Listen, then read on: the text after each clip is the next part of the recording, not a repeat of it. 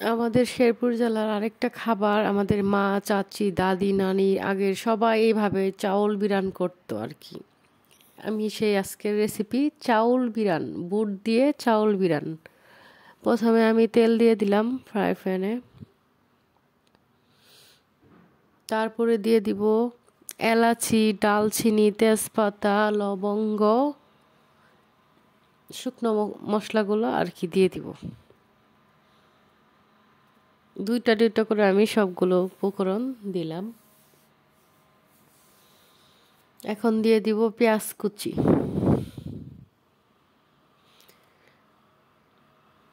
পেঁয়াজটাকে একটু ভেজে নিয়ে লাল হয়ে আসলে দিয়ে দিব আদা বাটা, রসুন বাটা।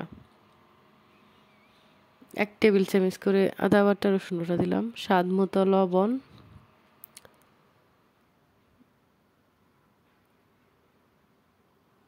দিয়ে দিব হলুদের গুঁড়া সামান্য, মরিচের গুঁড়া, ধনিয়ার গুঁড়া, জিরার গুঁড়া, সাথে দিয়ে দিব একটু গরম মশলার, বাসায় তৈরি গরম মশলার গুঁড়া।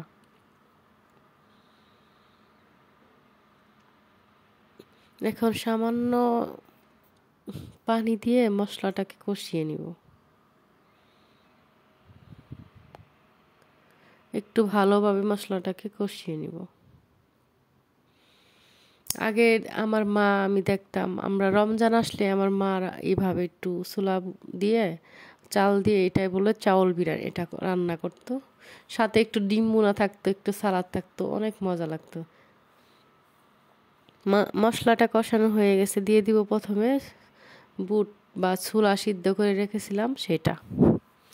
আর এখানে পোলাওর চাউলটাও আমি ধুয়ে রেখেছিলাম, সেটাও দিয়ে দিলাম। এখন দুইটাকে আমি 2-3 মিনিটের মতো ভেজে নেব। চাল এবং বুটটাকে মশলার সাথে কষিয়ে নিব আর কি।